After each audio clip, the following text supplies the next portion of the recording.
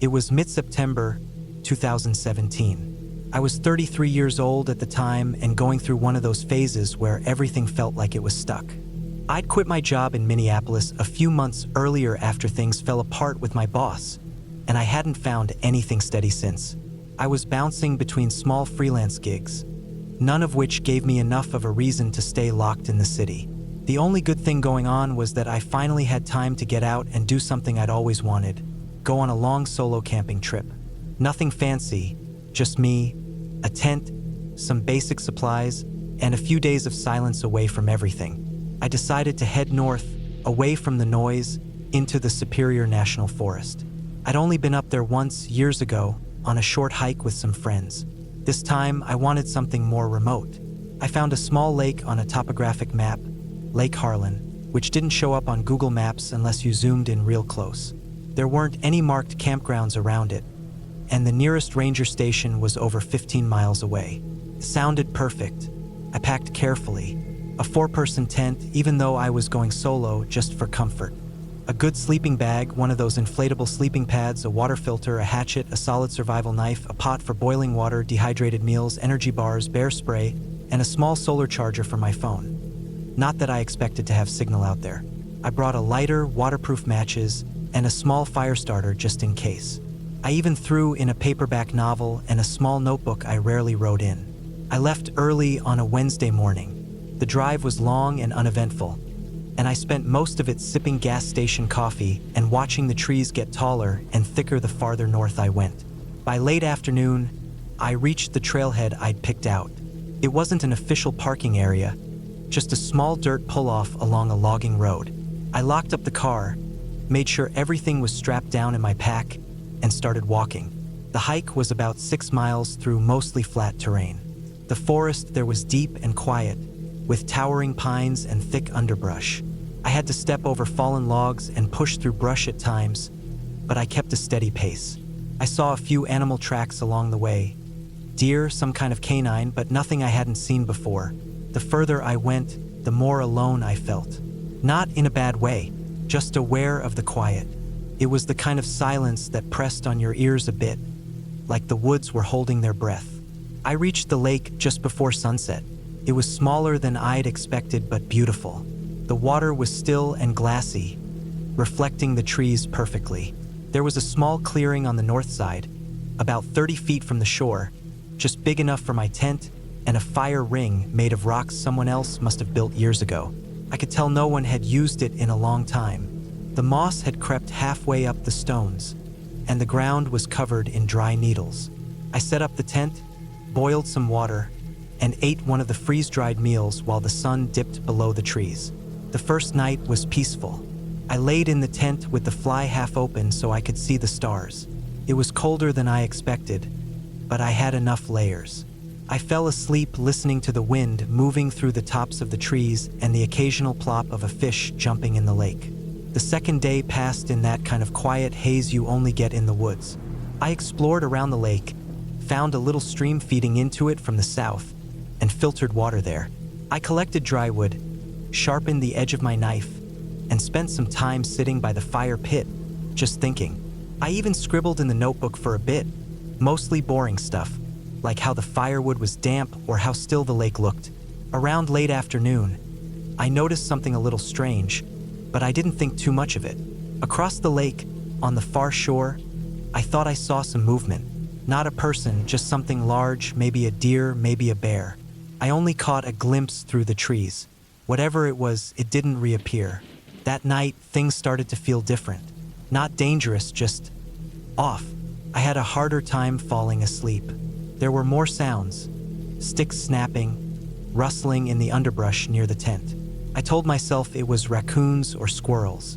The bear spray was right next to me just in case. Eventually I drifted off, but I kept waking up every hour or two. On the third day, I felt tired. I stuck close to the camp, only walking down to the water a couple of times to filter more. I noticed a set of tracks near the shoreline that hadn't been there before.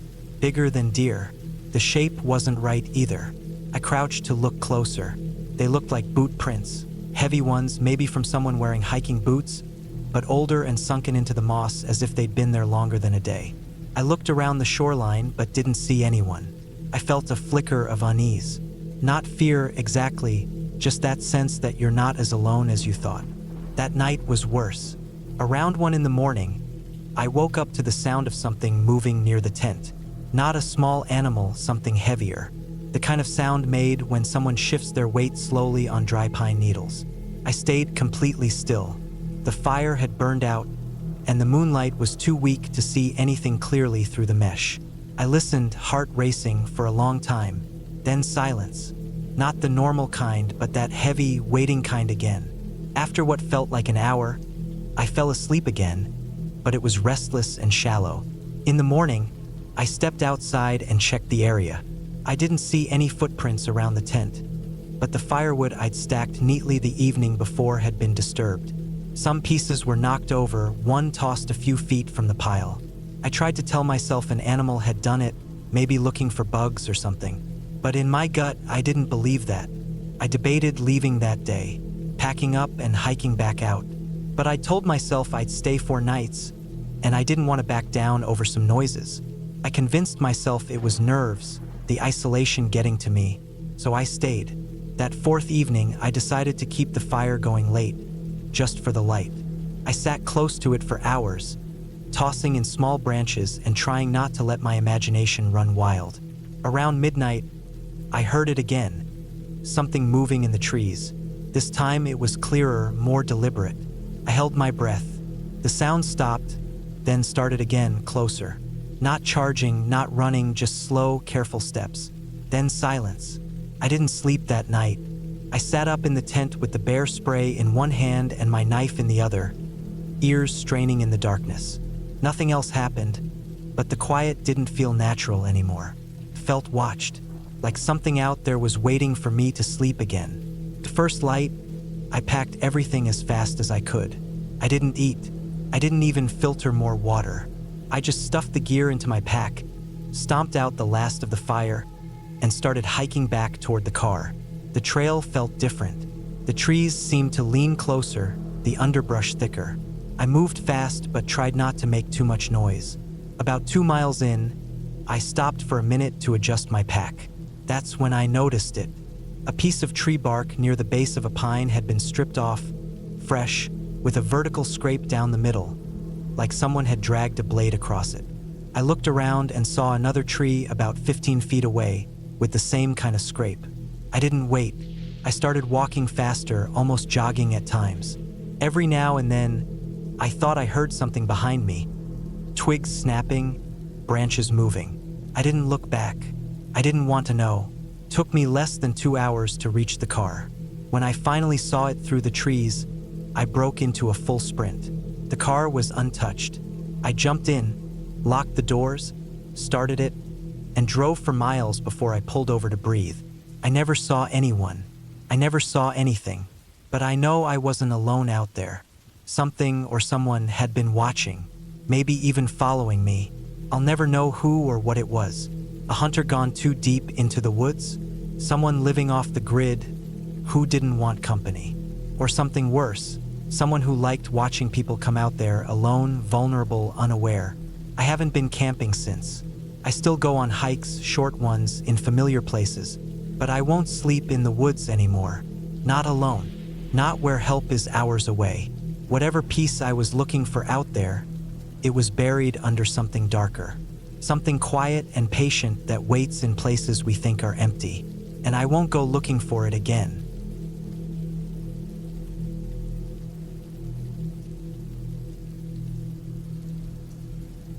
I was 38 that year, and I had just come off a rough stretch of nonstop work. I'd been grinding through construction contracts for almost 9 months straight, trying to keep ahead of bills after the split with my ex. She took the house, and I didn't fight her on it. I just needed to keep moving, keep earning. But by the time September came around, my back hurt all the time, and my hands were stiff in the mornings. I was burned out. My buddy Jeff had told me about this place in northern Idaho, a cabin near Lake Pendorile, way off the beaten path, past Sandpoint.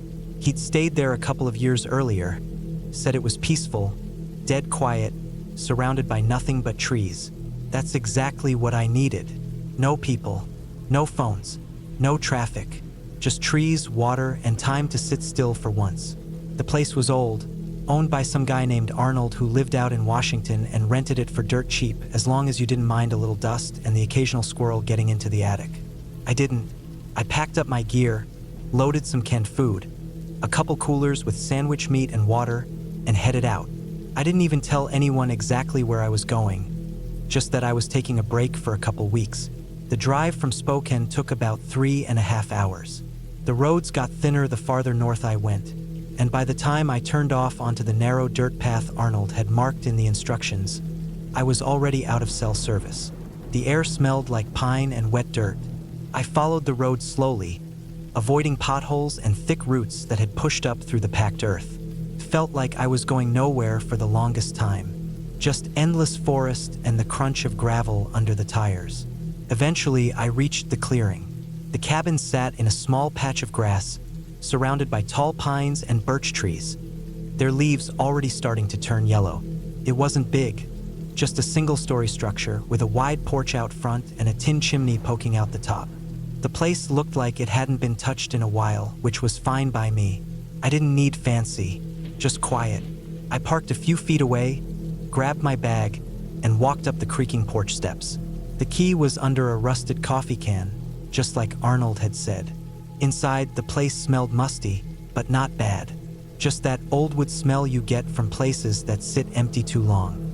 There were 2 rooms, a main living area with a small wood stove, a kitchen counter, and a worn couch, and a back room with a bed and a single window looking out into the trees. I spent the first couple hours airing the place out and getting set up. The windows opened, but they were stiff and I had to force a few. There was no electricity, just some oil lamps and a pile of chopped wood stacked next to the stove. I checked the cabinets. A few mice had gotten into them, but otherwise it was clean. I dumped my food into a cooler in the shade outside and unpacked my clothes. That night, I lit the stove and sat on the porch in a camping chair with a flashlight and a book, listening to the wind and the soft creak of the trees around me. It was perfect. The first few days were the best sleep I'd had in years. I woke up to birds instead of trucks or sirens. I spent mornings hiking around the lake, fishing off the rocks, or just lying in the grass doing nothing. My back started to loosen up, and the constant noise in my head began to quiet down. I didn't keep track of the days. I didn't care. Then, around the 5th or 6th night, things started to feel off.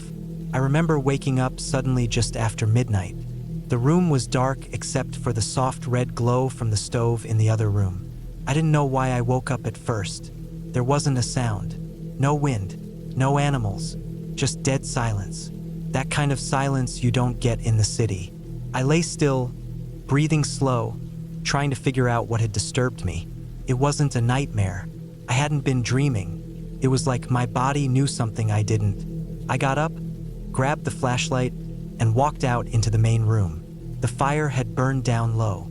I added a couple logs and checked the front door. It was locked. The windows were all shut. Nothing looked moved, but the feeling didn't go away. It sat in my chest like pressure, like when a storm's about to hit and the air gets heavy. I sat on the couch for a while, trying to shake it off. Eventually, I went back to bed, but it took a long time to fall asleep. The next day, I went farther into the woods than I had before. There was an old logging trail that cut east from the lake, and I followed it a couple miles in. The trees were thicker out there. I didn't see any animals, not even birds, just quiet, and that wasn't normal.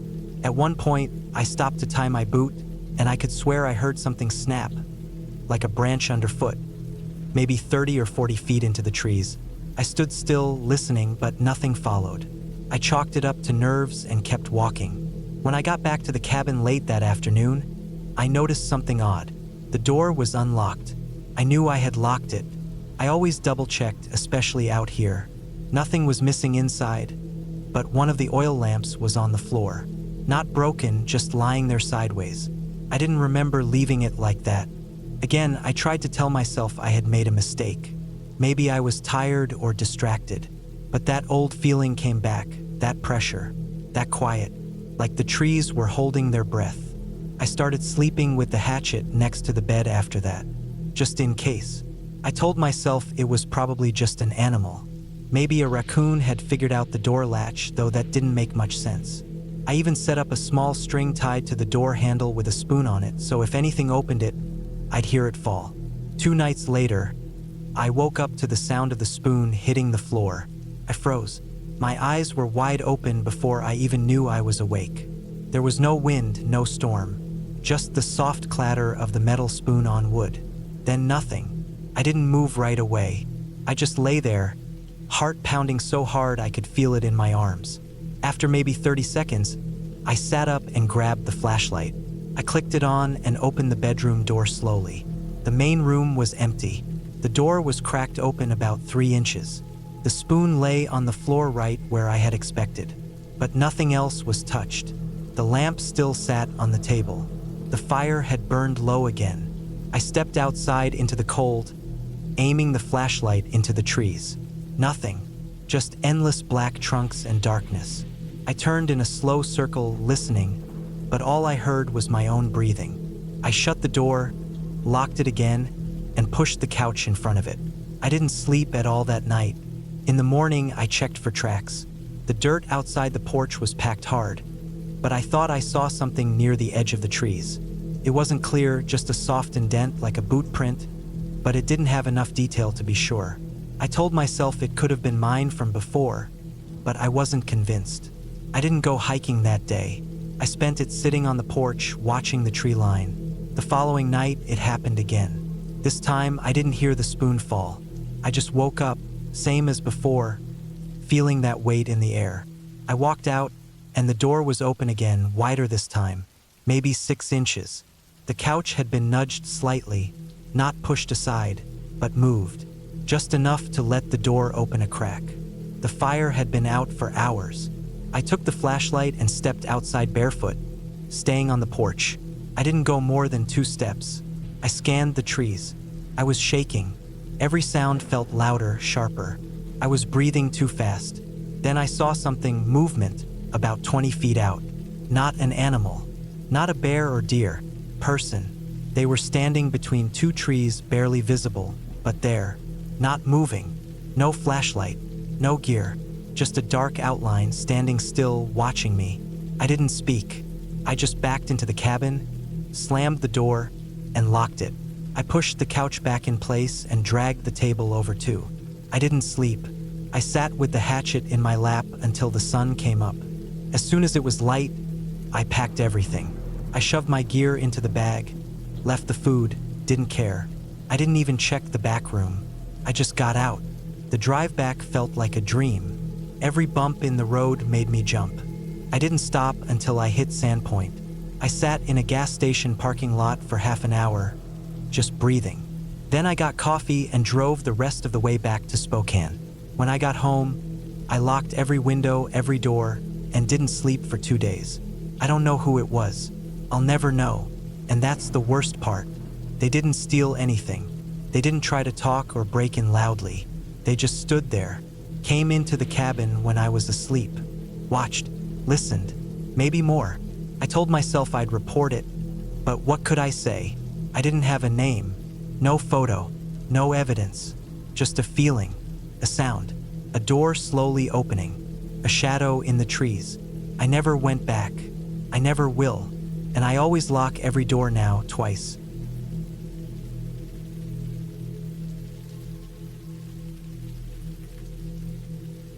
This didn't happen to me, but I know the story well enough that I might as well have been there. My parents have told it enough times over the years that every detail, every smell, every inch of that remote northern campsite has been etched into my mind like it's one of my own memories. It's one of those stories that starts off simple but lingers with you, the kind of thing that makes you rethink what alone in the wilderness really means. Back in the late summer of 1986, before I was born, my parents, Mark and Linda, were deep in northern Manitoba, way past any sort of road or regular access. They were in their early 30s at the time, both fit and experienced in backcountry canoeing. My dad had grown up fishing the rivers and lakes across the prairie provinces, and my mom had learned to love the outdoors after meeting him. They'd done several long trips together before, but this one was longer and more remote than any of the others. It was their version of a honeymoon. even though they'd been married for 3 years already. They had driven 8 hours north from Winnipeg, then taken a float plane into a drop-off point near Clearwater Lake. From there, it was just the two of them, a Kevlar canoe, a month's worth of dehydrated meals, a topographic map, a compass, and a plan to paddle a big loop through a series of rivers and lakes that almost nobody outside of bush pilots and Cree trappers had probably seen. By the time the story took place, they were nearly 2 weeks in. My mom kept a little journal, and from what she wrote, they were roughly 120 kilometers into the wilderness, having passed through 2 portages the previous day and making camp on a narrow, uneven strip of land beside a deep creek that connected 2 lakes, Little River and Grayson Lake. The campsite itself wasn't ideal. They had picked it mostly because the sun was going down, and the next portage was several kilometers of tough bushwhacking upstream. The ground sloped unevenly toward the water, and the tent was squeezed into a patch between some thick chokecherry bushes and the gnarled roots of an old birch tree. It was the only flat space around, and even that was stretching the definition of flat. That night, everything seemed normal. They'd eaten a small dinner of freeze-dried chili and bannock cooked on a small camp stove. They filtered water from the creek, hung the food barrel from a tree about 20 yards from the tent, and crawled into their down sleeping bags just after sunset. There was no fire, too dry that week, and no room to safely build one. They zipped the tent shut and fell asleep to the sound of crickets and the occasional slap of a fish jumping in the lake. Then came the morning. It was early, around 5:30 a.m., maybe earlier. The sky was starting to lighten, that soft gray-blue light that comes right before the sun rises. My parents were both still groggy, half asleep in that dazed, dreamlike state when you're not fully aware of where you are yet. The air was cool. Condensation clung to the inside of the tent fly. The ground was cold beneath the foam sleeping pads. My mom said later she remembered thinking about oatmeal, trying to convince herself to get up and boil water. My dad was lying on his side, facing the back of the tent, the part that was nearest to the bushes behind them. And then they heard it.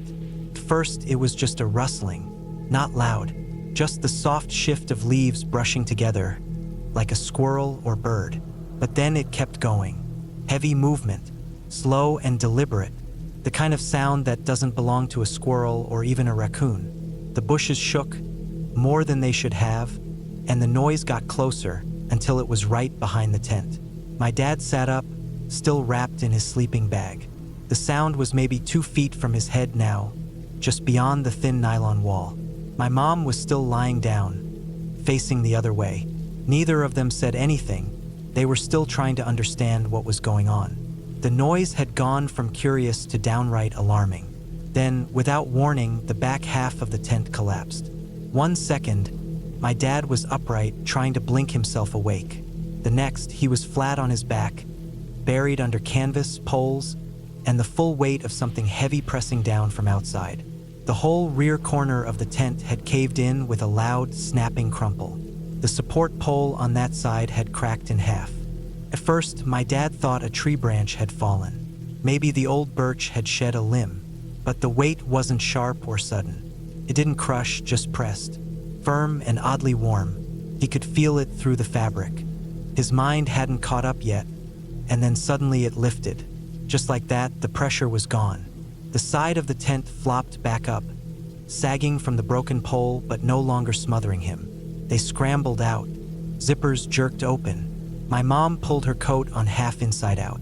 My dad grabbed the hatchet they kept near the door, though he admitted later he had no idea what he was going to do with it. About 10 feet away, just past the bushes, a black bear stood staring at them. It wasn't a huge one, maybe a subadult about 200 pounds. Still big enough to do serious damage if it wanted to. It looked confused, almost embarrassed, as if it had stumbled into the wrong place by accident. Its fur was wet with dew, and bits of plant matter stuck to its haunches. It blinked slowly, ears perked up but not pinned. My parents froze. The bear didn't move at first, just stared. Then, after a few long seconds, it turned and wandered off into the trees, trotting at a steady pace until it disappeared completely into the brush. They didn't chase it. They didn't try to follow. They just stood there in the cold morning light, trying to figure out what had just happened. After a few minutes, they surveyed the damage. The back half of the tent was crushed. One of the aluminum poles had bent into a useless curve, and several of the stakes had been ripped out of the ground. A wide dent ran along the nylon where the bear had leaned or maybe sat. It wasn't clear if the bear had stumbled, tripped, or just lowered itself by accident onto the tent, but the evidence was undeniable. Something very large had come far too close for comfort. Behind the tent, the chokecherry bushes were half-flattened. Bear tracks, wide, padded prints, were visible in the mud. Some of the berries had been stripped from the branches. A few green droppings were found nearby, half-digested chokecherries and grass. It looked like the bear had been foraging quietly, maybe standing to reach higher branches, and had lost its balance. The tent, while damaged, was still usable. My dad spent an hour trying to bend the pole back into shape with a rock. They used duct tape and a tent peg to brace it. The rest of the gear was untouched. The bear hadn't gone near the food barrel or their packs. They didn't stick around. By 8 a.m., they had packed up everything and were back in the canoe, heading upstream toward Grayson Lake.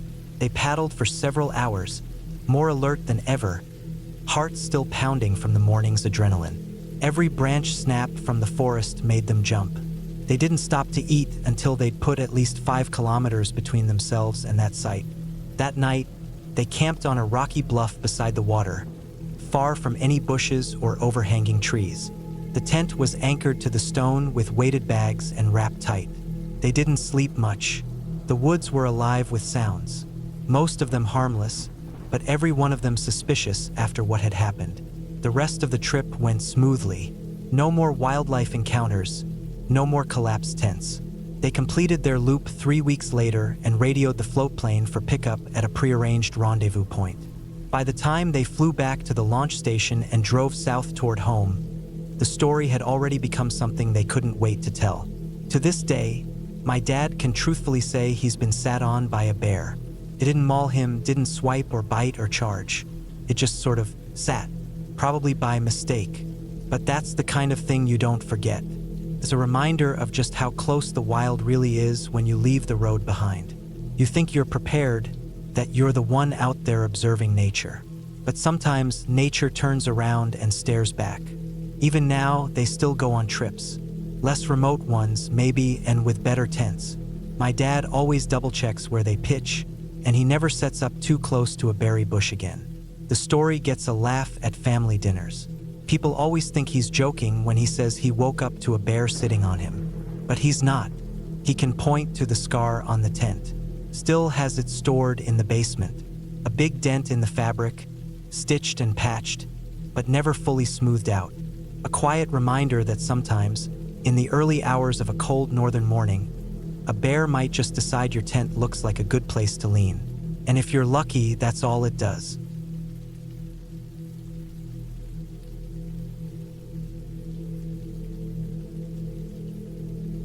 I went camping alone in the summer of 2017, up near a quiet stretch of woods just outside of Glidden, Wisconsin. I was 27 back then, living in Eau Claire, working full-time at a small roofing company. I didn't get much time off, but I had managed to block out a 4-day weekend and decided I'd use it to unwind. I didn't want to go anywhere crowded or commercial, just a quiet place in nature where I could breathe. I didn't want to deal with anyone. I didn't even tell my coworkers or friends exactly where I'd be. I just said I was heading north, which I thought was enough. I had done a lot of hiking and camping before, so I figured I'd be fine. I picked a spot I'd read about in an old hiking forum, a little clearing about 3 miles off a decommissioned logging road. It didn't have a name. I found it by cross-referencing a bunch of maps and satellite images. It was surrounded by thick woods, bordered by a stream on one side and some small rocky hills on the other. The kind of place that never sees more than a couple of people a year. That's what I wanted, solitude. I parked my truck at the end of the logging road, tossed my backpack over my shoulder, and started the hike in. The first half-mile was pretty easy, an old, overgrown trail. After that, it was more of a bushwhack. I had a handheld GPS, a paper map, and a compass, and I took my time. I got to the clearing in the late afternoon. It was just like the forum post had said, peaceful, quiet, and flat enough for a tent. There were no signs of recent visitors, no footprints, no trash, no cut branches. just me and the woods. I set up my tent under a cluster of pines, about 20 yards from the stream. The ground was soft and covered in pine needles. I cooked some instant rice and tuna on my little camp stove, ate while sitting on a log, and watched the sky turn orange through the trees. I felt completely at peace. The air was cool, the bugs weren't too bad, and the sound of the stream was calming. That night, I slept hard. The next morning, I got up early and walked upstream for a few hours. I found a nice flat rock and just sat there, listening to the water. I saw a few deer in the distance, heard a woodpecker, and even spotted a fox darting between some fallen trees. It felt like the kind of day I'd remember forever. I came back to camp around midday, made some coffee, and took a short nap in my tent with the flap open. When I woke up, something felt off. Nothing specific, just this subtle tension in the air. I tried to shake it off. I made myself walk down to the stream, splash some water on my face, and force myself to enjoy the moment. I told myself I was just tired, maybe a little dehydrated. But as I walked back to camp, I noticed something small and strange. My folding knife was open and sticking in the ground near the fire pit. I hadn't left it like that. I remember standing there for a full minute, just staring at it. I always kept it closed and clipped to my pack. I wasn't sure if maybe I'd used it earlier and forgotten, but that didn't feel right. I checked my bag, it was unzipped. Everything was still inside, but the zipper was open halfway down. I tried to tell myself I must have left it like that, but I knew I didn't. That night, I didn't sleep as well. Every sound outside the tent had me sitting up and holding my breath. The wind in the trees sounded like whispers. Once or twice I thought I heard footsteps, but they were too faint to be sure. I finally dozed off around 3 a.m., clutching the knife in my hand inside the sleeping bag. When I woke up the next morning, the flap of my tent was wide open. I hadn't left it that way. I know that for a fact. I had zipped it shut from the inside. My boots were sitting outside, side by side, but turned around, like someone had taken them off and placed them backward.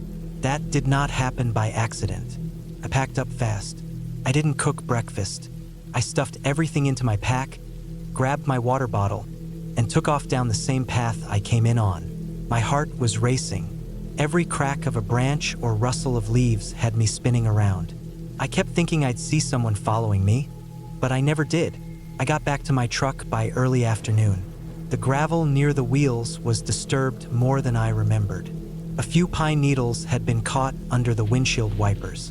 My gut was screaming that someone had been there while I was gone.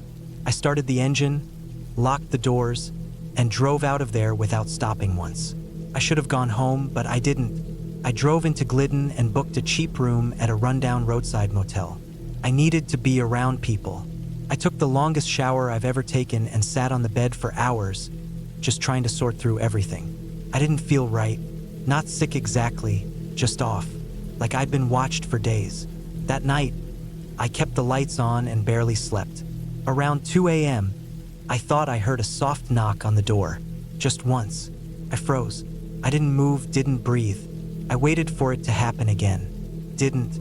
I stayed up until the sun came up. When I left that motel the next morning, I drove straight to a sporting goods store and bought a trail cam. I drove all the way back to the edge of the logging road. I couldn't bring myself to hike back in, but I left the camera on a tree near where I'd parked the first time. I angled it toward the trailhead and set it to record motion-triggered clips. 2 weeks later, I drove back up to get it. The camera was still there. It hadn't been touched. I took it home and went through the footage. Most of it was just squirrels, birds, and branches swaying in the wind. But there was one clip that made my stomach turn cold. It was from the third night I'd been out there. Around 1:47 a.m., a man walked past the camera. He wasn't carrying a flashlight. He moved slow, quiet.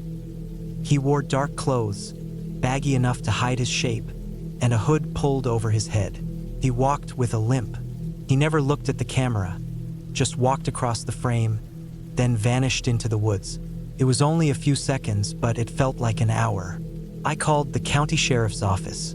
I didn't know what I expected them to do. They said they'd look into it, but didn't sound too concerned. Said it was probably some hunter or local who wandered through. But that didn't explain my knife. or the open tent, or the way my boots had been turned around, or the knock at the motel. I didn't go camping again that year, or the year after that. I sold my tent, stove, and most of my gear. I started checking the locks on my doors 3, 4, sometimes 5 times a night. For a while, I thought I saw that same man in crowds or across the street. Just quick flashes of someone who looked similar. It always turned out to be someone else, but it messed with my head. That took me almost 3 years to go out again. And when I did, I didn't go alone. I went with 2 friends, both armed, and we stayed in a public campsite with other people around. I still don't like sleeping outside. Not really. I don't think I'll ever camp alone again. Whatever happened out there in those woods, it wasn't a bear or a trick of the mind.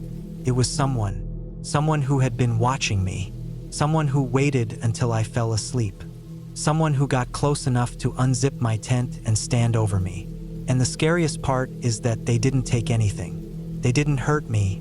They didn't leave a note or make a noise. They just let me know they were there.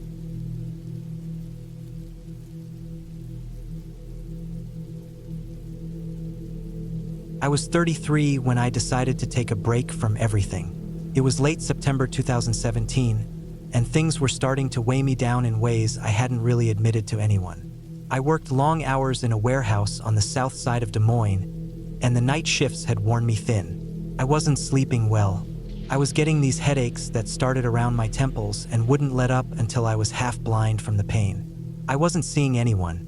My phone barely rang, and I'd spend whole weekends sitting in a dark apartment pretending I was resting. I knew I needed to change something before I broke down completely. A guy I used to work with, Mark, told me about a cabin he stayed in once near the edge of Chippewa National Forest in northern Minnesota. He said it was quiet, remote, no neighbors, nothing around but trees and water. That sounded like exactly what I needed. I found it listed online. A small wooden place with a screened porch, wood-burning stove, and a small dock stretching out into a still lake. It was about a 4-hour drive north of Grand Rapids. I booked it for 12 days. I left early on a Monday, packed up my old Ford Focus with canned food, dry snacks, a few gallons of water, a folding knife, a flare gun, and a small generator. I brought a fishing rod, even though I didn't really know how to fish, and a stack of books I kept meaning to read. The weather was just starting to shift into fall, and the air smelled cleaner the farther north I drove. There weren't many cars once I passed Deer River, and the roads turned to gravel not long after that. I didn't see another person for the last 20 minutes of the drive. The last turn was marked by a rusty sign half swallowed by weeds. The tires crunched over broken twigs and uneven ground as I pulled in. The cabin looked exactly like the photos, maybe smaller in person but solid. Weather-worn boards, a steep roof, 2 front steps leading to a sagging door. There was an old shed nearby, half covered in ivy. The lake stretched out behind the place, surrounded by trees that reflected off the water like glass. I didn't see or hear anything out of place. It felt like I'd driven off the edge of the world. Inside, it smelled like dry wood and a little like mice, but it was clean enough. A cot by the wall, an old armchair, a stone fireplace, and a tiny kitchen area with a sink that didn't work. The generator had enough fuel for a couple of hours each night if I used it right. I unpacked slowly, took my time organizing the shelves, checked the windows to make sure they latched. I found a dead spider curled behind the nightstand and tossed it out the front door. The first few days were uneventful. I woke up with the sun, made simple breakfasts, and sat on the dock watching the fog roll off the water. I walked the narrow trails around the property, collected fallen branches to use in the fireplace, and took naps when I felt tired. I wrote in a small notebook, mostly just fragments of thoughts and sketches of trees. No one knew exactly where I was. I told my sister I was going to be up north for a while, but I didn't give her the exact address. I didn't want to be reached. I was on my 5th night when things started to feel off. I woke up around 3 in the morning. I don't remember what pulled me out of sleep. Maybe a sound, maybe a dream, but I was suddenly wide awake, and the room was freezing. The fire had died down to embers, and I could see my breath. I got up to throw a few logs in, and as I did, I glanced out the front window. The moon was low and bright, and I could clearly see the trail that led from the road to the cabin. And right there, just at the edge where the trees started, I saw something strange. It wasn't a person, I didn't think it was, but there was a dark shape just standing there. It didn't move. I stood frozen with one hand on the wood stove handle, staring at it. It wasn't tall, maybe the height of a big dog, but too wide, too upright.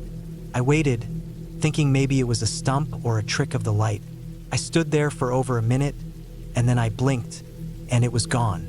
I barely slept the rest of the night. The next morning, I went outside to check. The ground was soft with dew and leaves, but I didn't see any tracks. I walked the trail back toward the road slowly, looking for anything out of place. Nothing. Maybe it was just my mind playing tricks on me. I tried to shake it off, but over the next few nights, more things started happening. One morning, I woke up and found the porch screen hanging loose from one side. The nails looked like they'd been pulled, not rusted out. I fixed it with a rock and a thick stick since I didn't have tools. The night after that, I heard something knock against the back wall of the cabin. Not an animal scratch, a solid thud, just once, but loud enough to wake me. I started sleeping with the knife in my hand. I kept the generator off to avoid the noise. I spent more time inside. I stopped walking the trails. On the 9th night, I heard what I thought was someone moving outside around 2 in the morning. It was slow, careful steps on the dried leaves. I turned off my flashlight and crouched by the window. There was nothing visible, but I could hear the sound of something walking. It circled the cabin once. I heard the soft crunch of it stepping near the shed, then near the dock, then just under the front window. Then it stopped. I didn't move. I didn't breathe. The steps didn't come back. I stayed like that for an hour. At sunrise, I went outside. There were no prints, no signs of disturbance, nothing to prove what I'd heard. But I knew I'd heard it. I didn't imagine that. It wasn't a deer. It walked in a circle around the place and stopped directly under the front window. That day, I started packing. I had 3 nights left on my stay, but something in me snapped. I didn't care about the money anymore. I loaded up everything I could and kept the rest near the door. I kept the knife in my coat pocket and didn't let my back face the windows. I planned to leave first thing in the morning. I didn't want to drive in the dark. I thought maybe whoever or whatever it was might be less bold in daylight. That last night, I barely slept. I kept my coat and boots on. I kept the flashlight in my lap and the generator off. Around midnight, I heard movement again. This time, it was slower. I knew the rhythm now. It wasn't an animal's curiosity. It was deliberate. Whoever it was, they weren't trying to get in. They were just making their presence known. At around 2 in the morning, I heard something new. A scraping sound from behind the cabin. Not metal, not wood, more like something heavy being dragged across rock. It went on for nearly 5 minutes, then silence. I waited until first light. I threw the rest of my things into the trunk and didn't even check the back of the cabin. I just left. I drove fast down the gravel road and didn't stop until I hit pavement again. Once I got home, I didn't talk about what happened, not even to Mark. I didn't report anything. What would I say? That someone wandered the woods around my cabin and didn't actually do anything? That I saw a shape standing on a trail one night and heard footsteps outside?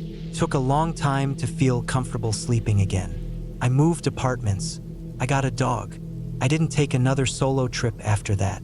About 8 months later, I saw something on the local news. A brief story about a missing hiker found dead near Chippewa National Forest. They didn't give details, just said the man had gone off-grid and was discovered after months of searching. The photo they showed of the area was taken from a helicopter. I recognized the trees. I recognized the lake. It was maybe half a mile from that cabin. They never said how he died, just that he had succumbed to the elements. I knew better. The woods up there weren't empty. Someone was living out there.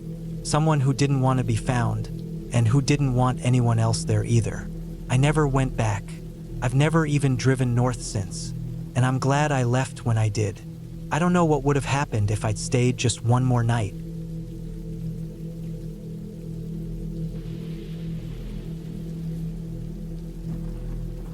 It started with the need to get away. I had been working nonstop for almost 10 months, stuck in the same routine every single day. Wake up early, eat something quick, sit at my computer until it got dark, and then go to bed too late. I wasn't sleeping well. My back ached from sitting too long. My mind felt foggy all the time. I couldn't concentrate, couldn't remember what day it was, and everything I did felt automatic. I needed a break before I burned out completely. I found the cabin on a rental site I had never used before. It wasn't listed on any of the bigger websites. The photos showed a small wooden cabin tucked deep in the woods, next to a narrow lake. The place was remote. No nearby towns, no neighbors, no cell service. Exactly what I was looking for. I booked it for a week. The plan was to drive up, bring some food and supplies, leave my laptop at home, and not think about work or anything else for the next 7 days. The drive took longer than I expected. The last 2 hours were on dirt roads that twisted through thick forest. My GPS lost signal halfway in, and I had to rely on a printed map I had saved just in case. The sun was low by the time I arrived. The cabin was even more isolated than the pictures had shown. It stood in a small clearing surrounded by dense trees. The lake behind it was silent and still, like glass. I couldn't hear any birds or insects. It was so quiet it made me stop and listen for a moment, wondering if something was wrong. But there was nothing, just pure silence. I unlocked the cabin with the key from the lockbox. Inside, everything was simple but clean. A bed, a small kitchen, a fireplace, and a single wooden table with a chair. There was no TV, no Wi-Fi, no microwave. Just the basics. I unpacked my things slowly, placing my groceries in the tiny fridge and folding my clothes into the dresser. As I moved around, the wood floors creaked under my feet. It wasn't creepy, just old. The kind of noise you expect in a place like that. That first night, I sat on the small porch facing the lake. I had a flashlight in my pocket just in case, but I didn't turn it on. I watched the stars appear, one by one, as the sky got darker. Without any city lights nearby, the stars looked brighter than I had seen in years. The water was so still I could see the reflection of the trees on the far side. I felt like I was in a painting. I went to bed early. I thought I'd have trouble sleeping in a new place, but I was out within minutes. The quiet helped. No traffic, no phones, no noise. Just the soft sound of the wind through the trees. The second day was uneventful. I made breakfast, read a book I had brought, and walked along the edge of the lake. There wasn't much of a path, but I followed the shoreline, stepping over rocks and tree roots. I found an old dock about half a mile away from the cabin. It looked like it hadn't been used in years. The boards were soft and warped. Some were missing. I didn't trust it enough to step on it, but I stood nearby and looked out across the lake. It was strange how flat and still the water was. I threw a rock in, expecting to see ripples spread out, but the surface settled almost instantly. That night, I sat by the fireplace inside. I had brought some firewood and I got a small fire going. It warmed the room quickly. I lay on the floor on a blanket, staring at the ceiling. I didn't think about work or bills or any of the things that usually filled my head. Felt good. I felt calm. It was the third night when something started to feel off. I had just turned off the lights and gotten into bed when I thought I heard something outside. A soft sound, not an animal or the wind. Something heavier, a crunch like a footstep on leaves. I sat up, heart beating a little faster. I waited, holding my breath, but didn't hear anything else. After a while, I convinced myself it was probably a branch falling or maybe a deer walking by. I eventually fell asleep. The next morning, I checked around the cabin. There were no footprints, no signs of anything disturbed. I shook it off. Being out there alone, it was easy to let your imagination play tricks on you. The stillness could make anything feel more intense. I went about my day like normal, read more of my book, cooked lunch, took another walk, this time in the opposite direction along the lake. That night, I had trouble sleeping. I couldn't relax the same way. I kept listening for sounds, waiting to hear that noise again. Around midnight, I heard it. This time, I was wide awake. It was definitely footsteps, not animals, not branches, real footsteps. I stayed perfectly still. The sound came from the side of the cabin, near the porch. They were slow, deliberate steps, one at a time, then silence. I held my breath for what felt like forever. I didn't want to move or make any sound. Eventually, I forced myself to get up and look through the front window. There was nothing there. I looked out for a long time, but I couldn't see anything. Just the trees and the lake and the darkness. I didn't sleep after that. The next morning, I walked the entire area around the cabin. Again, I found nothing. No tracks, no damage. It was like no one had been there, but I knew what I heard. I wasn't imagining it. That evening, I debated leaving. I still had 3 days left, but I was no longer comfortable. The silence that had felt peaceful before now felt suffocating, like the trees were closing in. I decided to give it one more night, and if anything else happened, I'd leave in the morning. I didn't light a fire that night. I kept the lights off and stayed in bed with my flashlight. I didn't want to be visible from outside. Around 1 a.m., I heard it again. Footsteps, slower this time. Then a sound that made my skin crawl, the creak of the front porch boards. I knew that sound. I had walked across them many times already. Someone was on the porch. I didn't move. I held my breath and listened. The steps stopped. For a long time, there was silence. Then, a faint sound, like someone gently trying the doorknob. I felt paralyzed. There was no lock on the bedroom door, just the main door which I had locked. I waited, heart pounding, afraid to make any sound. After a few minutes, the porch creaked again. The steps moved away slowly. Eventually, everything went quiet. I stayed awake until the sun came up. When it was light, I opened the door and looked outside. Nothing. No signs of anyone. I didn't care anymore. I packed my things as fast as I could, tossed them in the car, and left. I didn't stop until I hit the highway. A week later, after I got home, I still couldn't shake the feeling. I kept thinking about the sounds I heard. I knew I hadn't imagined them. I emailed the owner of the cabin and told him something strange had happened. He responded the next day, saying he didn't know what I was talking about. He claimed the area was completely private and that no one else should have been nearby. I let it go after that. But a few nights later, I was going through the photos I had taken during my trip. I hadn't looked at them until then. Most were just of the lake, the trees, the dock. But one picture made my stomach drop. It was a photo of the cabin I had taken the first night, just before going inside. I hadn't noticed anything unusual when I took it. But in the photo, near the edge of the trees, there was someone barely visible. A figure mostly hidden in shadow, just standing there. I zoomed in as far as I could. The person was wearing dark clothes. No visible face, just standing at the edge of the woods, watching. I never saw them with my own eyes, but they were there. They had been watching me from the moment I arrived. I deleted the photo, shut my laptop, and sat in silence for a long time. I haven't been back to the woods since, and I never will.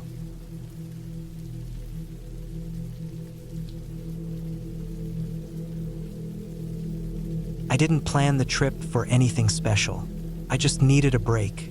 Everything back home had started to feel like noise. My job was the kind that crept into your head even when you weren't at your desk, and I had this constant twitchy need to check my phone. Like if I didn't reply to an email fast enough, the world might fall apart. So I picked a week in October, when the air would be cool but not freezing yet, and drove 5 hours north into Vermont. The plan was simple. Stay 3 nights in the forest near Glidden, off one of those smaller trail loops that break away from the bigger campsites. I found it months ago on a hiking blog. The author said that if you walked 1.5 miles past the last designated fire ring, there was a little clearing next to a shallow stream, and barely anyone went that far in. That sounded perfect to me. I got to the trailhead around noon on a Wednesday.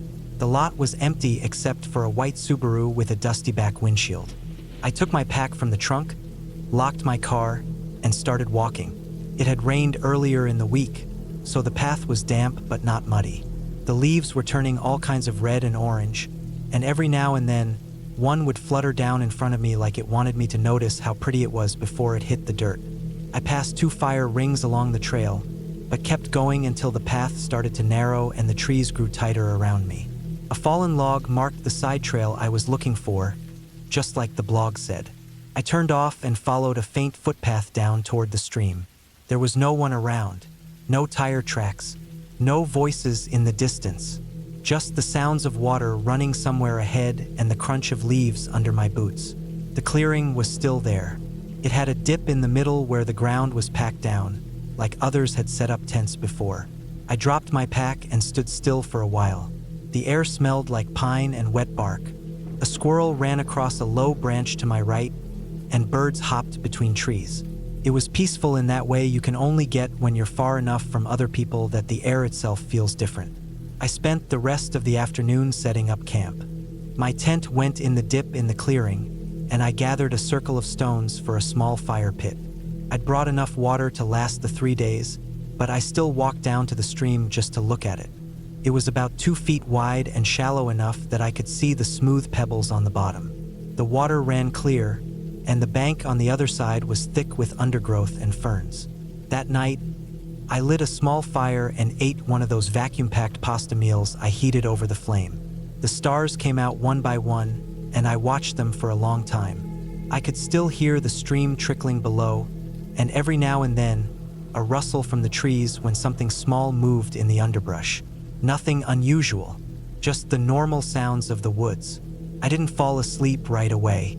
It always took me a while on the first night of camping. I kept thinking I heard something just beyond the edge of the clearing, but I reminded myself it was probably just deer or raccoons. It wasn't like there were any predators around here. Sometime after midnight, I finally drifted off. When I woke up, it was from a dream I couldn't remember, but I was sweating despite the cold. I unzipped my sleeping bag a little and turned over, trying to go back to sleep, but then I heard it. Not the rustling again, not the breeze. It was the sound of something heavy snapping a branch. I lay still. I didn't move. I strained to listen. I know animals make noise in the woods all the time, but this didn't sound like a rabbit or a fox. It sounded slow and deliberate, like whatever it was didn't care how much noise it made. The sound moved around the perimeter of the clearing, behind my tent. A crunch of leaves, then another, then nothing. I stayed awake until dawn. When the sky finally started to lighten, I crawled out of the tent, heart still thudding. There were no tracks. Nothing looked disturbed. I tried to rationalize it.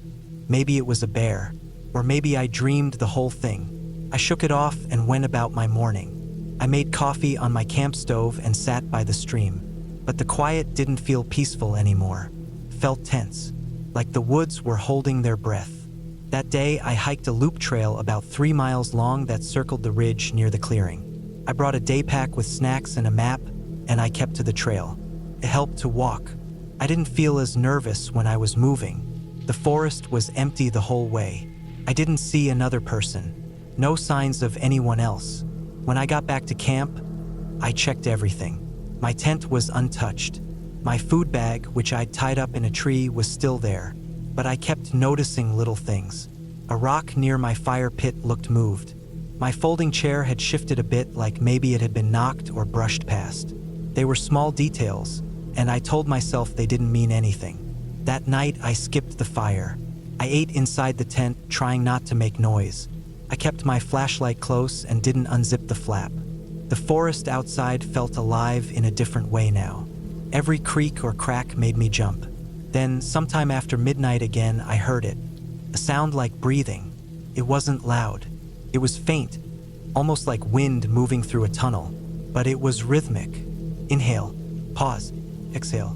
I held my own breath to make sure it wasn't just me. The sound was right outside the tent. Then I heard another snap. Closer this time. I didn't move. I didn't make a sound. I had a bear spray canister in my hand, but my fingers were shaking so badly I wasn't sure I could use it right. I lay there, eyes wide, staring into the dark. And then, like the night before, silence. No footsteps, no breathing, just nothing. When the sun came up, I burst out of the tent. Again, no tracks, no signs. I walked in a wide circle around the clearing, checking for anything out of place. Nothing, but I knew what I heard. That was my second night. I still had one left. I didn't want to pack up early. I told myself if I left now, I'd never come back to the woods again. that fear would win, so I stayed. I forced myself to stay. During the day, I built up the fire pit and added extra wood. I made sure I had my knife, my bear spray, and a metal tent stake within reach. I checked my phone, even though I hadn't had signal since I left the car. Still nothing. Before the sun went down, I walked the perimeter again. About 50 yards from camp, I found something I hadn't seen before. A patch of ground where the leaves had been brushed away. Not a full path, but a spot where it looked like something or someone had stood. A spot with clearer soil and a long scuff mark. I stared at it for a long time. Then I walked back to camp. That night, I didn't sleep at all. I sat upright inside the tent, flashlight off, just listening. The forest outside was quiet. Too quiet. Not even birds. No insects. Just this thick, heavy silence. Then, sometime around 2 in the morning, I heard the crunch of leaves again. It was coming straight toward me. Whoever or whatever it was, they weren't trying to sneak. The steps were slow, deliberate, moving through the undergrowth toward my tent. I clenched the bear spray in one hand and kept my other hand near the zipper of the tent flap. The steps stopped a few feet away. I could hear breathing again. Soft, steady. Then nothing. I waited. 10 minutes. 20. Still nothing. When dawn finally broke, I unzipped the tent and stepped out slowly. That's when I saw the footprint. It was in the soft dirt by the edge of the clearing. A boot print. Definitely not mine. It was larger than mine and the tread was different. I scanned the woods in every direction. Nothing moved. I packed up as fast as I could. Tent, stove, food bag, everything jammed into my pack. I didn't even eat. I hiked out without stopping. I didn't look back. I didn't take photos. I just kept moving until I reached the car. The white Subaru was gone. I threw my pack into the back seat, started the engine, and drove until I hit the nearest gas station with a signal. I never reported it. I didn't know what I would have said. There wasn't a crime. There was no proof. Just footprints, sounds, and a feeling I can't explain. But I know what I heard. I know what I felt. Someone was out there, watching, waiting. I haven't gone camping alone since.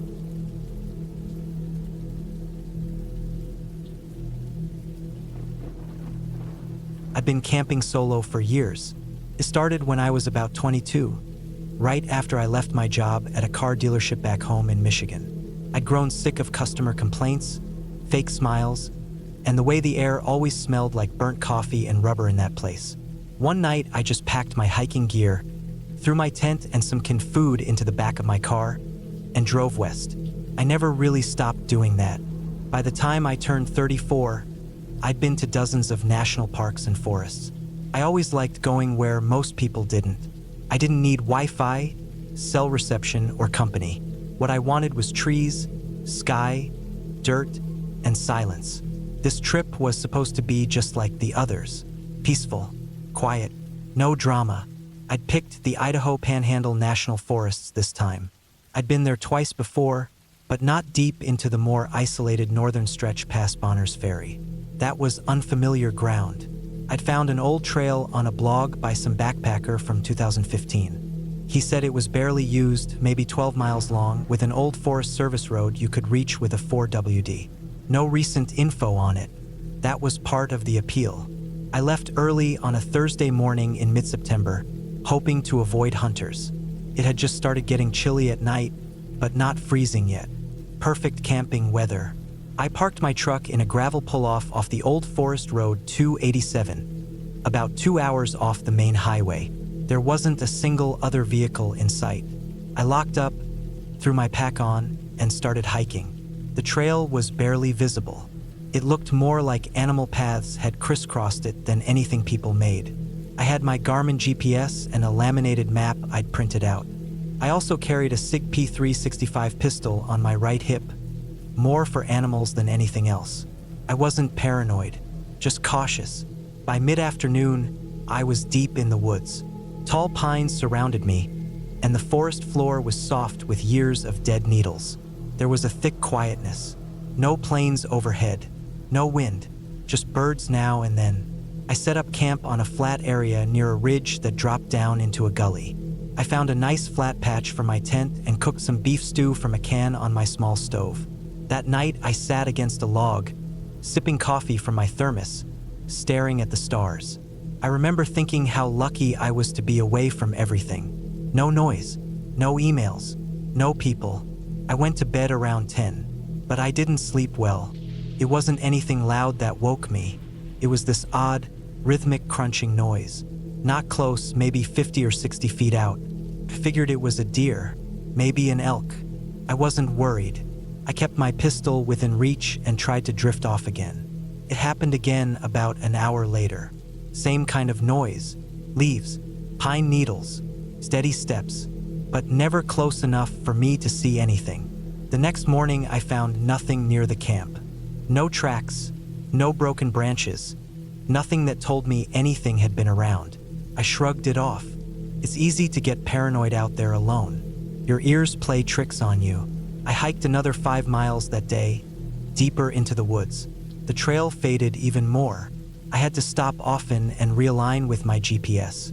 Around 4 p.m., I came across an old fire ring made of stones, probably from years ago. There were rusted cantabs and some charred bits of metal nearby. I decided to camp there for the night. That second night was colder. I wore my base layers and pulled my hat down over my ears. I got the same uneasy feeling around 2 a.m. That time, it wasn't footsteps, but this faint clicking sound, like two rocks tapping together. Slow, then faster, then nothing. In the morning, I found something that stopped me in my tracks. There were prints, boot prints, about 50 feet downhill from my tent. Faint but clear enough to tell they weren't mine. They pointed in the direction of my camp. And then away, just one set. My skin prickled. I hadn't seen a soul for 2 days. I looked around for a while, called out once, even though I told myself I wouldn't talk on these trips. No response. I thought maybe someone else had come through. A hunter maybe, but the prints were off the main trail. Why would anyone be that far out and not make any noise? I sat with that thought for a long time before deciding to keep going forward. Maybe I was being watched, or maybe it was just a leftover track from some other backpacker. But something felt wrong. I started checking behind me every 20 minutes, listening, stopping to look for movement. I'd never done that before. By the third day, I was barely eating. My stomach was always tight, like it was expecting a punch. Around noon that day, I crossed a narrow stream and came to a steep slope. The trees were thinner here, and you could see down into the valley. That's when I noticed movement, just a flash of something dark between the trees across the ravine. Could have been a bear, or maybe just a trick of the light. But then I saw it again. A figure, upright, still, not moving like an animal, just standing. I ducked behind a fallen tree and watched. Whoever it was stood there for a solid minute before vanishing behind a tree. I waited another 10 minutes before moving again, heart thudding the whole time. That night, I didn't light a fire. I set up my tent in a thicker cluster of trees and covered the reflective parts with dirt and leaves. I barely slept. Every sound outside made my eyes snap open. At one point, I swear I heard breathing, not mine, outside the tent. Shallow, careful, like someone trying not to make noise. I held my breath for what felt like hours, my hand on my pistol. In the morning, I packed up and started heading back. I didn't care about finishing the loop anymore. My only goal was to get out. Around midday, I reached a stretch where the trail forked off slightly and looped around a ridge. It was slower going, but I took it, hoping to avoid whatever, or whoever, I'd seen earlier. I made good time until I found something that chilled me worse than the cold air ever could. Piece of paper, stuck to a tree with a small twig, white with a single word written in pencil. The handwriting was uneven, scratched, like someone wrote it fast. My legs locked up. I scanned the forest. Nothing moved. No sound. Just me and the note. I ripped it down and kept moving. By late afternoon, the trail was starting to look familiar. I was maybe 3 miles from my truck. I kept my pace fast, almost jogging with my heavy pack. Every so often, I'd hear crunching behind me, faint, then gone. I never saw anyone. The sun started dipping low. The temperature dropped fast. I finally saw the bend in the trail where I'd first come in. Relief washed over me like a wave. I just had to reach the truck. But when I got there, the relief vanished. My truck was still there, but something was wrong. The driver's side door was open. I never leave it like that. My chest went tight. I approached slowly, pistol drawn. The inside of the truck was trashed. Glove box open. Gear strewn across the seats. The lockbox where I kept a backup phone and emergency cash had been smashed. Everything inside was gone. The worst part? Whoever did it left something behind. Piece of rope, cut clean, frayed on one end, sitting on the driver's seat like it had been placed there on purpose. I didn't wait. I threw my pack in the back, jumped in, and peeled out of there. I didn't stop until I reached a gas station an hour away. I told the clerk what happened. He just nodded slowly and said, "Yeah, that deep out. You get weirdos sometimes." I called the sheriff. They took a report, told me they'd check it out. I never heard anything back. I didn't sleep for 3 days after that. I kept thinking about the rope, the footsteps, the figure, the note. I still camp, but never alone. Not anymore. I stick to trails I know, and I always tell someone where I'm going. The woods used to feel like freedom. Now they feel like something else, something that watches back.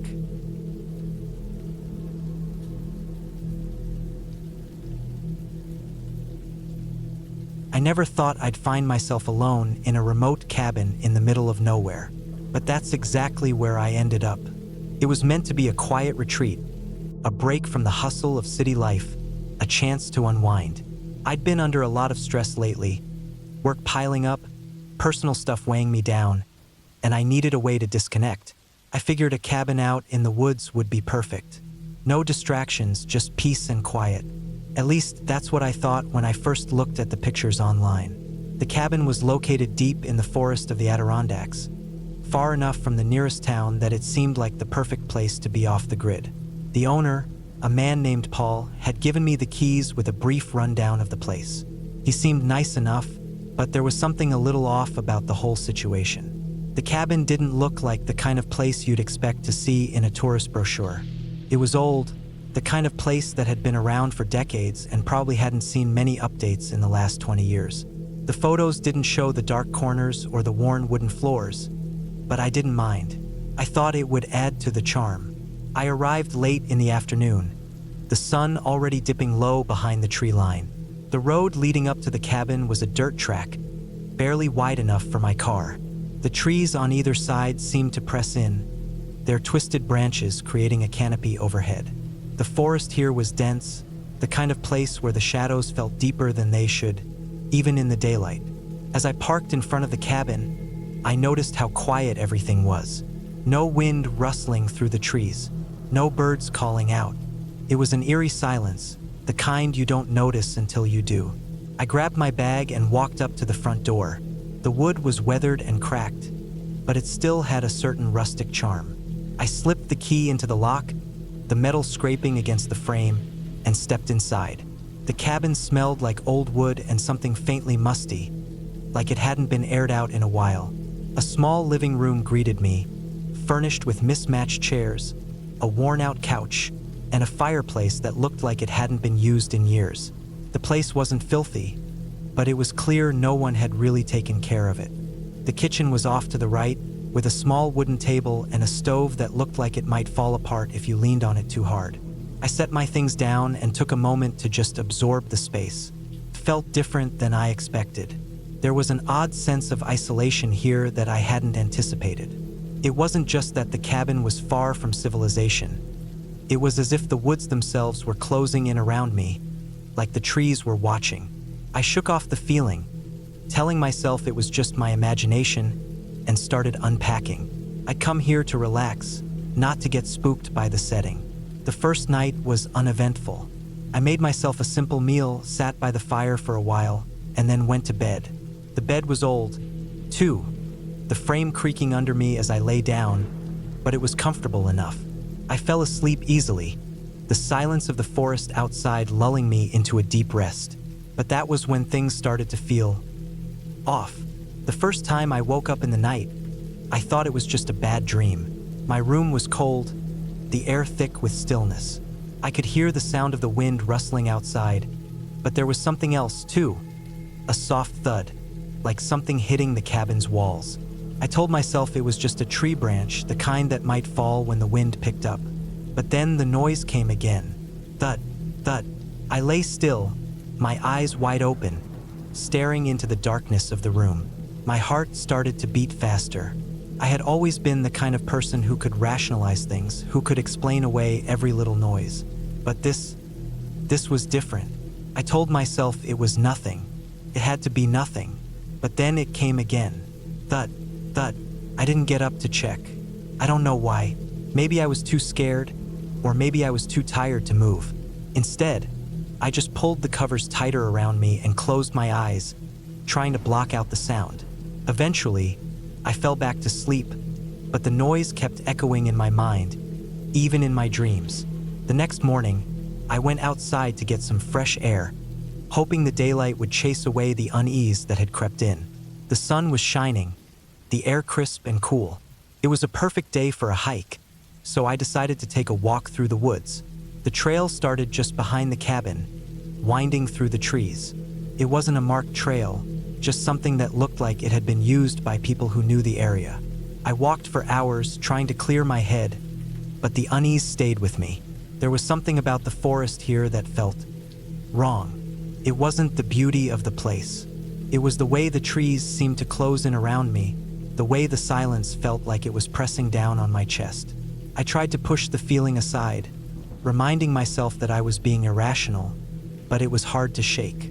By the time I got back to the cabin, the sun was beginning to set. The sky had turned orange and pink, the fading light casting long shadows across the land. As I walked up to the cabin, I noticed something strange. The door was slightly ajar. I was sure I had locked it when I left, but now it was open, just a crack. My heart skipped a beat, and I felt a rush of adrenaline. I stepped inside slowly, my footsteps barely making a sound on the wooden floor. Everything seemed normal at first, no signs of anything being disturbed.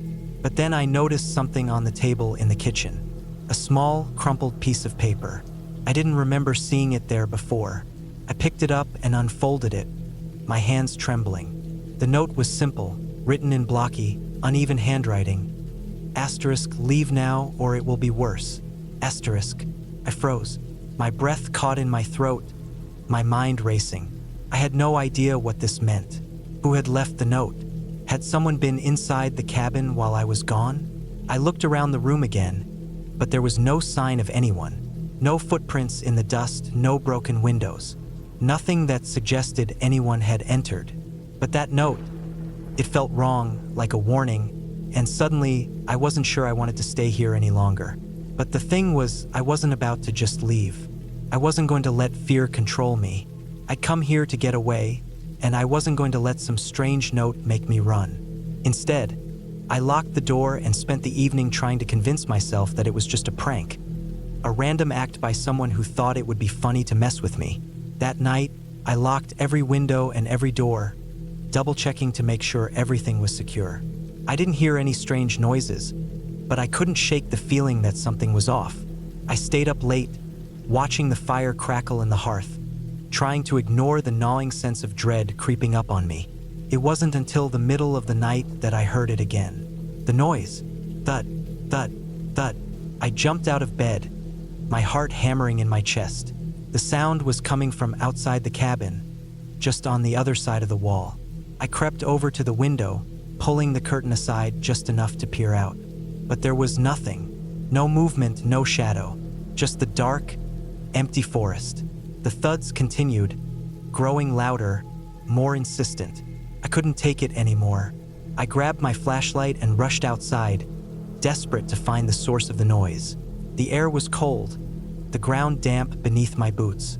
I shined the light around the yard, scanning every corner, every tree, but there was nothing. The forest was as still as ever.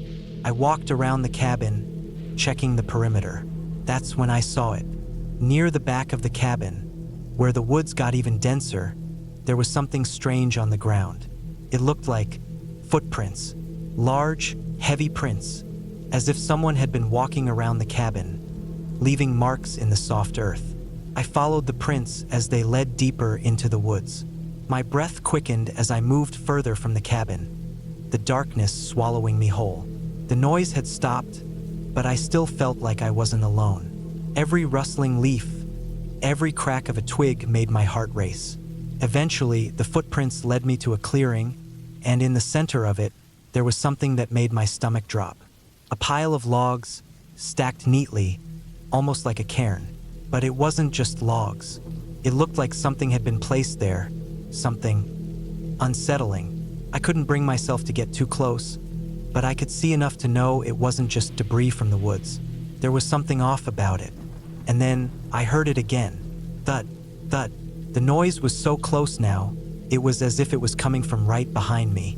I spun around, shining the flashlight into the dark. But again, there was nothing. Just the trees, the silence, and that damn feeling of being watched. I turned and ran back toward the cabin, my feet pounding against the ground. I didn't stop until I was safely inside, the door locked behind me. I didn't know what was going on, but I knew one thing for sure. I couldn't stay here any longer. The next morning, I packed my bags, my hands shaking as I shoved everything into the car. I didn't even bother to check the cabin one last time. I just wanted to get out. As I drove away, the forest shrinking behind me in the rearview mirror, I felt a strange sense of relief. The tension.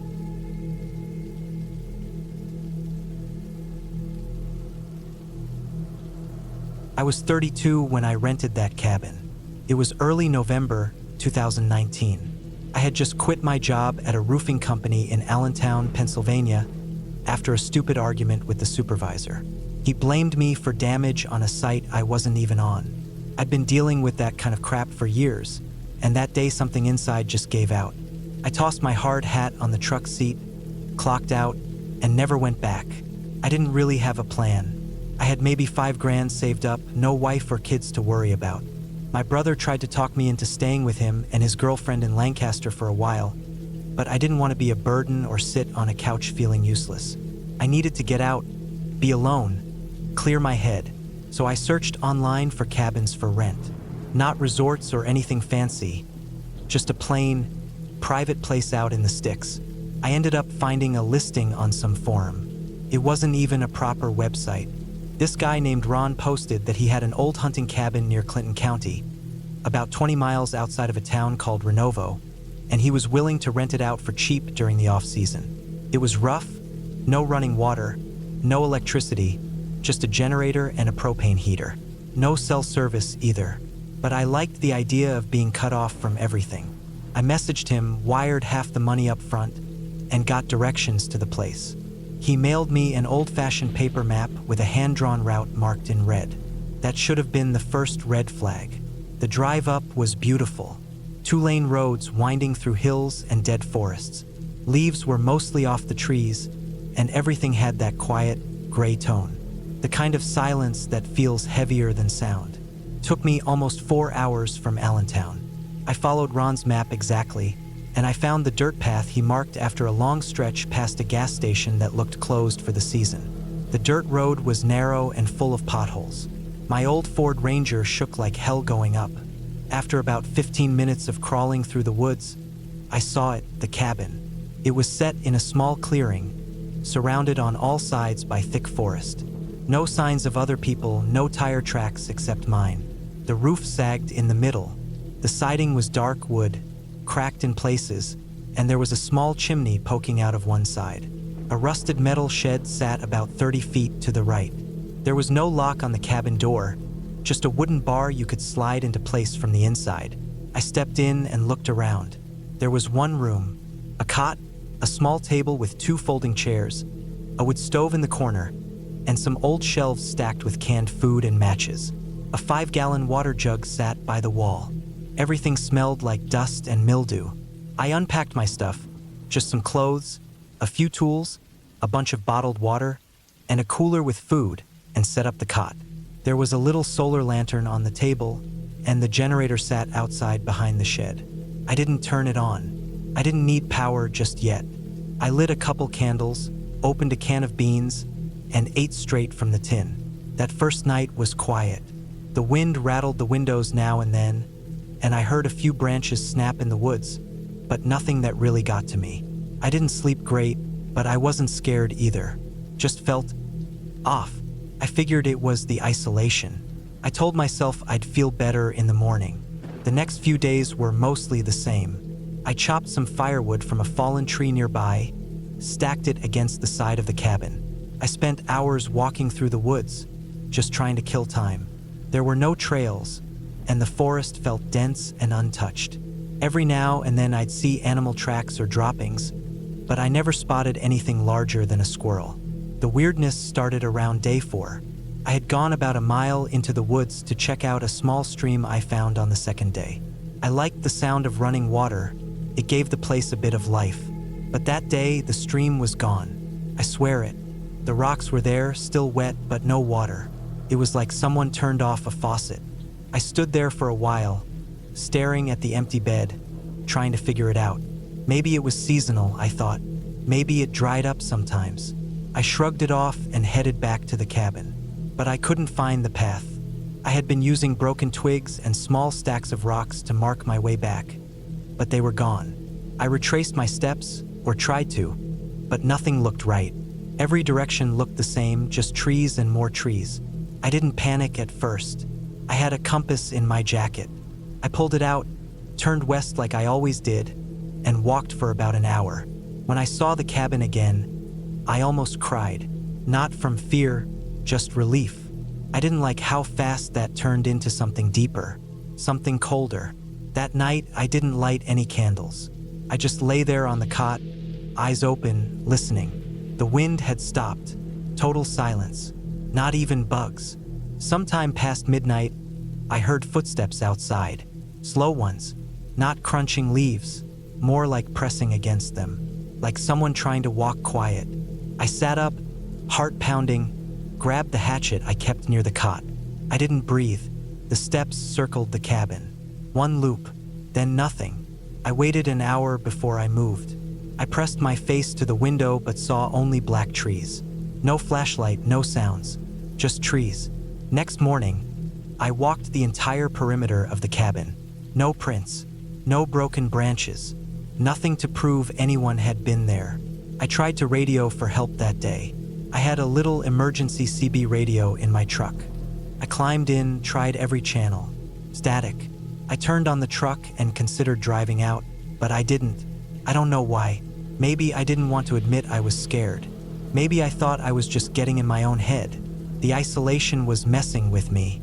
That night, the generator started by itself. I hadn't touched it in days. It was an old pull-start Honda model. No electric start, no timer. Just suddenly roaring to life behind the shed. I bolted outside with the hatchet. No one there. No footprints. I shut it off and rolled it into the cabin. That thing was heavy, must have been 90 pounds.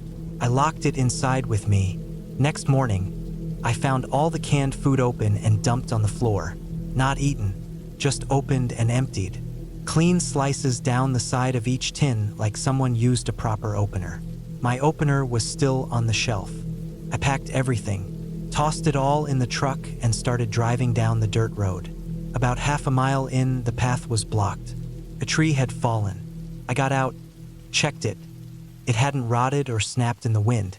It was cut, clean through like with a saw. I hadn't heard any chainsaws or engines. I would have. I backed up, turned around, tried a different route I had seen on the map. It looked promising, just another dirt path heading east. But that ended in a ditch. No way around it. I went back to the cabin. That night I didn't sleep. I sat at the table, lantern on, hatchet in one hand, flashlight in the other. I stared at the door. Nothing happened. No steps, no sounds. Just waiting. By the 6th day, I had started writing things down. Notes, times, locations. Trying to make sense of it. I found myself checking the same parts of the forest again and again. I left markings, deep ones. Chipped bark, tied bits of shirt fabric. Every time I walked back, they were gone. Like the woods were scrubbing themselves clean. I was running out of food. Only a few bottles of water left. I stopped trusting the jug in the cabin. The water tasted weird, like plastic and dirt. I thought about boiling it, but the stove wouldn't stay lit. It would catch, then die out, even with fresh kindling and paper. Day 8, I found footprints, barefoot, human, small, almost child-sized, leading from the shed to the tree line. I followed them for 100 feet. Then they vanished, not like someone turned around, just gone. I moved the cot in front of the door that night, slept with the hatchet across my chest. I dreamed of a face watching me from the window, but when I woke up, nothing was there. On day 10, I tried walking straight west again. I made it farther than before, about 3 miles, I think. I climbed a small ridge and saw something in the distance. A clearing and what looked like a road. Real road. Asphalt. I ran, sprinting through brush, thorns ripping my pants, branches slapping my face. But when I got to the clearing, it was just more woods. No road, just a shadow playing tricks. I screamed, loud, over and over. My throat felt raw. I didn't care who heard me. I slept in the truck that night, windows up, doors locked. When I woke up, there were smudges on the passenger side window. Handprints, not full ones, just greasy smears like someone leaned against the glass. That morning, the key to the cabin was gone. I had left it in the ignition, nowhere to be found. The door was wide open. Inside, every item was stacked in the center of the room, neatly. My bags, the lantern, the stove, even the empty cans, like someone had made a little shrine. That broke me. I left everything, grabbed my wallet,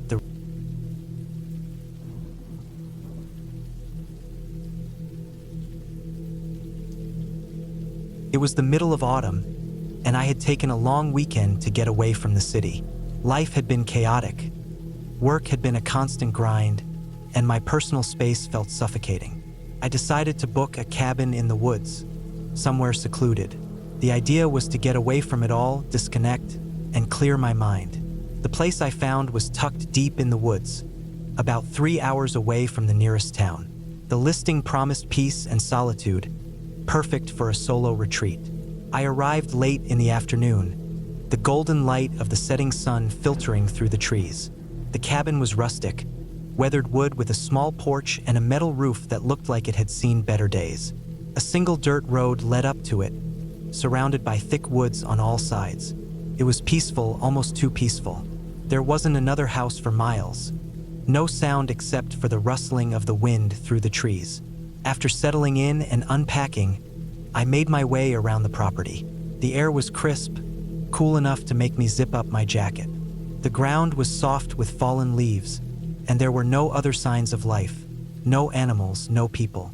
The only noise was the occasional creak of the cabin as the wind pushed against it. As evening set in, I lit a fire in the small fireplace inside the cabin, the crackling of the logs filling the space. The glow of the flames danced across the wooden walls, casting shadows in every corner. I poured myself a drink and sat back, enjoying the stillness. There were no distractions here. Just me, the fire, and the silence of the forest. The wind outside picked up, and with it came the distant sound of branches snapping. I looked out the window, but there was nothing unusual. The forest was dark, the trees looming like silent sentinels, their shapes barely visible in the night. I woke up in the middle of the night to a strange noise. At first, I thought it was the wind, but then I realized it wasn't. It was a low thudding sound, almost like something, or someone, was moving around outside the cabin. My heart began to race, but I tried to brush it off. Maybe it was an animal, I thought, but deep down, something didn't feel right. The thudding continued for a while, growing louder and more erratic. It wasn't the sound of a tree branch hitting the cabin or wind blowing debris around. This was something deliberate, something that wasn't natural. I grabbed a flashlight and slowly made my way to the door, my mind racing with possibilities, none of which seemed good. The flashlight's beam cut through the darkness, shaking slightly in my hand. I opened the door just enough to peer out into the woods. The beam of light barely reached the edge of the porch, and beyond that, the darkness swallowed everything. The thudding had stopped, but now there was an unsettling silence. I stood there for what felt like an eternity, straining my ears, trying to hear something, anything, that would explain the noise. And then, a low whisper of a rustling sound came from the tree line. It was distant, but unmistakable, like something moving through the underbrush. My pulse quickened. I told myself it was probably an animal, but I couldn't shake the feeling that I was being watched. I didn't want to be one of those people who let their fear take control, but something in me told me to stay inside. I locked the door and made my way back to the fireplace, the warm glow offering little comfort now. I sat by the fire, trying to calm my breathing. The sounds outside continued, faint at first, but then they grew louder again. Something dragging through the leaves, slowly, methodically. I sat there for hours, unsure whether I should try to sleep or stay awake and keep watch. The longer I listened, the more I felt the tension building in the air. It was suffocating. There was something out there, something that shouldn't be. But as the hours passed, the noise eventually stopped. The eerie silence returned, but it was a silence that felt wrong, unnatural. The next morning, I woke up to find that nothing seemed out of place. The sun was shining, birds were chirping in the distance, and the world outside seemed calm. But the dread from the night before lingered. I didn't want to leave the cabin, not yet. I decided to stay another night, figuring that maybe I'd been overreacting. After all, there was no evidence of anything strange happening.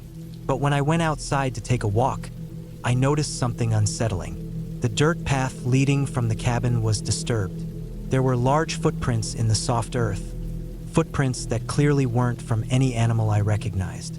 They were human-sized, but the shape was off, too wide, too deep. It looked like someone had been walking around the property, and they'd been here recently. I traced the footprints with my eyes, but they didn't lead anywhere. They started at the cabin and then just stopped. There was no sign of anyone nearby, no indication of where they had gone. I felt the hairs on the back of my neck stand up. I couldn't explain it, but I knew I wasn't alone here. I went back inside the cabin, locked the door, and tried to think. What was happening? Who would be out here in the middle of nowhere? The thought that I was being watched again crept into my mind, and the feeling of dread settled in like a heavy weight.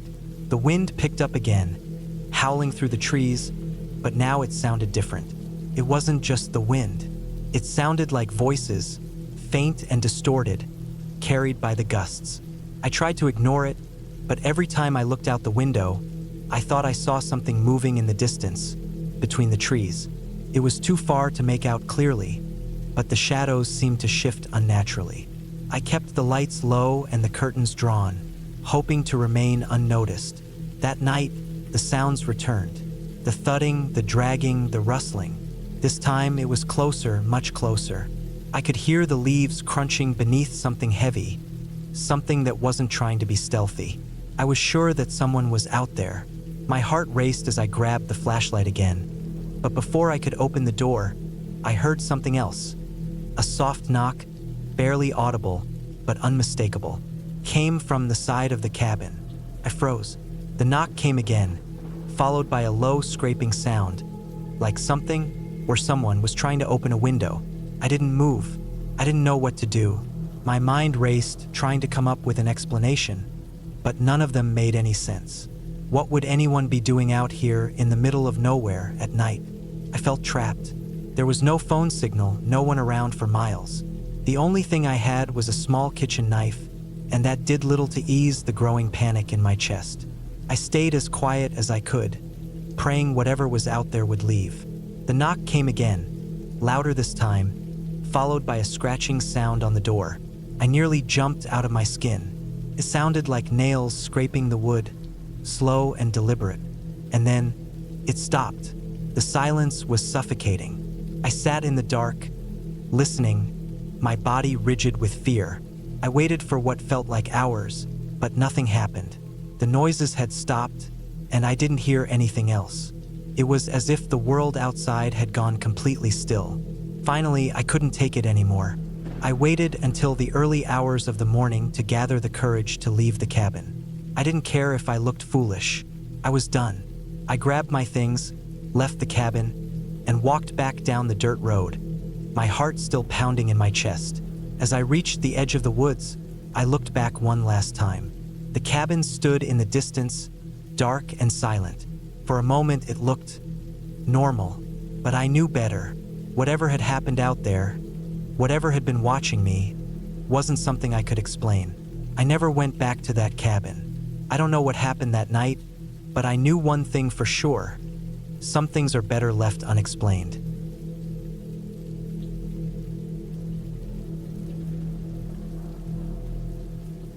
I always loved camping alone.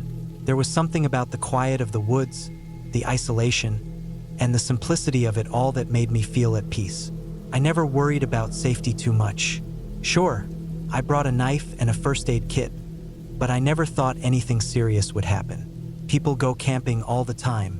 They hike, they set up their tents, they sit by the fire, and then they go home with nothing but sore legs and good memories. That was always my experience until one particular trip changed everything. I had taken a few days off work and wanted to get away from everything. No emails, no calls, no people. Just me and the wilderness. I found a remote camping area deep in the woods, far from any marked trails. It wasn't an official campground. It was just a place I had found after hours of looking at maps. An area that seemed untouched, perfect for some solitude. I packed my gear, tent, sleeping bag, enough food for a few days, and my usual essentials. I even brought a small fishing rod, hoping to catch something fresh for dinner. The hike to the spot was long and tough.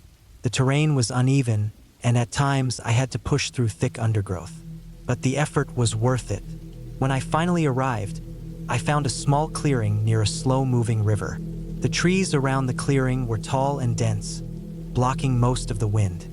The river provided a steady sound of flowing water, which was oddly calming. It was perfect.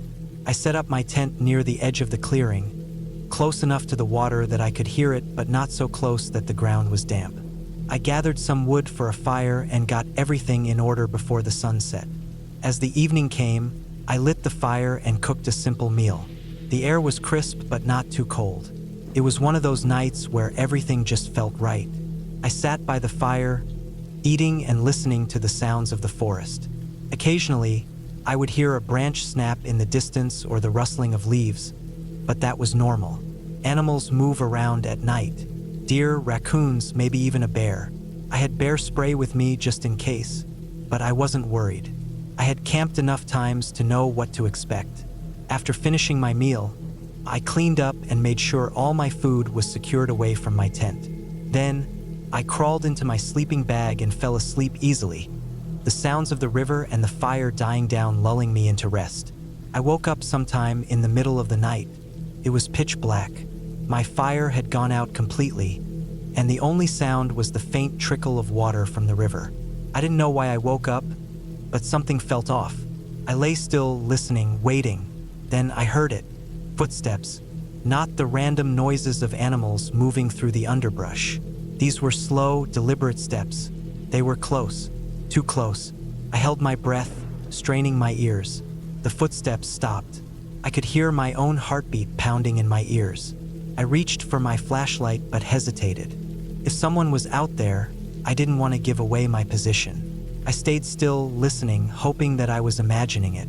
Then the footsteps started again. They moved around the clearing, circling my tent. I gripped the knife I kept beside me, my fingers tightening around the handle. The footsteps stopped again, just outside my tent. I could hear breathing, slow, steady breathing. Someone was standing right there. I didn't move. I didn't make a sound. I just waited. Minutes passed, or maybe it was just seconds. Felt like forever. Then, just as quietly as they had come, the footsteps moved away. I listened as they faded into the woods until I could hear nothing but the river again. I stayed awake for hours, barely moving. My mind raced with possibilities. Who was out there? A hunter? Another camper?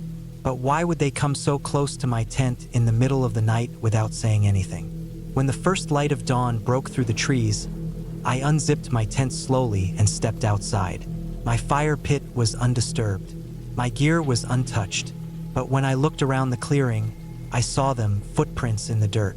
Large, heavy prints that circled my tent, stopping just inches from where I had been sleeping. I packed up my gear as quickly as I could. I had planned to stay for a few more nights, but I wasn't going to risk another night out there. I kept my knife in my hand the entire time, glancing over my shoulder every few seconds. The hike back felt longer than before. Every sound made me jump. Every rustling leaf, every snap of a twig sent my heart racing. It wasn't until I was back in my car, doors locked, that I finally let out the breath I had been holding. I never found out who or what was out there that night. Maybe it was just another camper who didn't want to announce themselves. Maybe it was something worse. All I know is that I never went camping alone again.